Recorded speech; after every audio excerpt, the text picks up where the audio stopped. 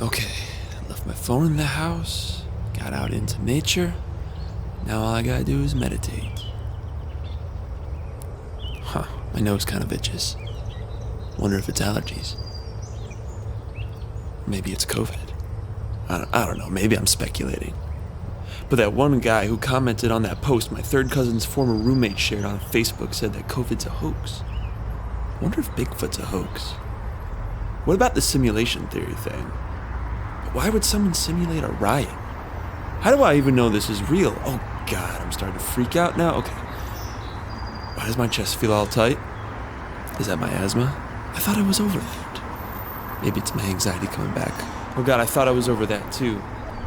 And no one's around to help me right now. I gotta drive to work tomorrow. What if I have a panic attack on the way and pass out in the middle of traffic? What am I gonna do for work when I move? Will I even be able to move anytime soon? I'm so afraid of being alone. What if I can't move out and I'm gonna work this job and live at my parents' house for the rest of my life? Oh my God, this is where I grew up. What am I gonna do?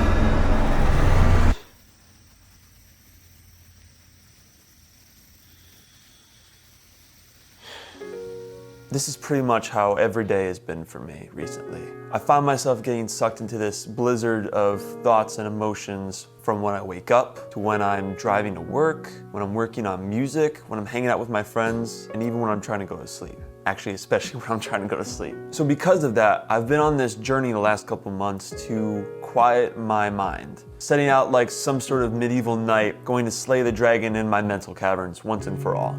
And I know I'm not the only one who's trying to do this. There was a study published in 2013 that said that up to 93% of the general population have experienced unwanted or obtrusive thoughts within the last 3 months. And most of the time, these thoughts caused some sort of anxiety or fear. And any honest person would tell you at some point that they had experienced some unwanted, obtrusive thoughts, whether they were positive, negative, or neutral. But the problem is that they would also tell you that eventually they became so loud, so chaotic, and so unrelenting that they felt like they were going crazy. That also might be why so many people turn to things like alcohol, drugs, and social media, just things to distract them from this crazy blizzard in their minds. I mean, I know that at least in my personal experience, I have used things like this to shut off my brain just so I could get a brief break from these unrelenting thoughts. The problem with distracting myself was once I'd sobered up from whatever I was doing, even if it was just being on my phone, just checking social media for a couple hours on end, I would find that once I was alone with my thoughts again, they would come back even stronger and louder than they were before.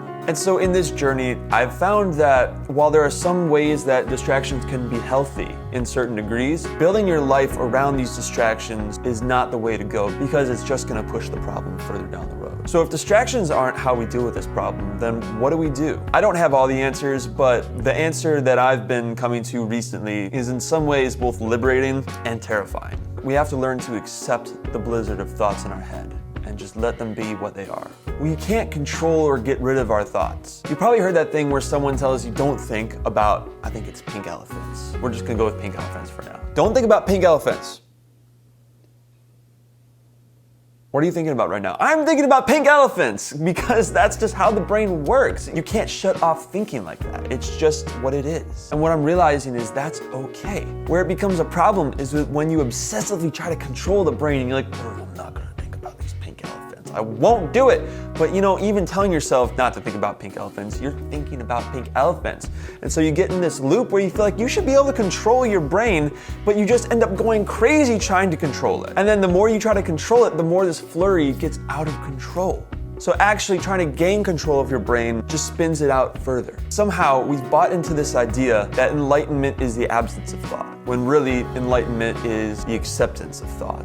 Now obviously this is much easier when your brain just thinks about something trivial like a pink elephant. But what happens when you're trying to go to sleep and your brain's like, oh hey, let me play back for you all these embarrassing things that you've done in public before. Maybe you're at work and your brain is throwing anything into the forefront of your mind except your work, except what you're doing right in that moment. Even when I was writing the script for this video, I honestly sometimes found myself not thinking about the video, not thinking about what I was gonna do in this moment. I was thinking about things like, what am I gonna do tonight? Did I make a good impression at that party the other night? Why does my chest hurt? When is COVID gonna end? And all these different things. But here's how I think we have to deal with these thoughts. we have to learn to look them right in the eye and accept them while we continue being in the moment. If you wake up or you're trying to go to sleep or something like that and your brain decides to play through all the embarrassing moments that you've ever done, take a couple minutes and think through, instead of trying to distract yourself by being on your phone or falling asleep to Netflix just to fill the silence, take a couple minutes and play that through in your head. But then once you've done that, accept it, because that's the past. You cannot change the past, so you have to just let it go and accept the fact that it is what it is. Look, I'm by no means a master at this. I'm only learning this from experience in failing to do this. I've spent pretty much my whole life up until this point trying to control my emotions, and the more I try to control them, the more I get knocked on my ass by them. This is the best way I've personally found to deal with this. And even if this doesn't work for you, I hope that this at least helps by knowing that you're not alone. Because don't forget, 94% of the general population have experienced this same thing at one point or another. Some people more often than others, maybe, but there are some of us out there that struggle with this just as much as you do.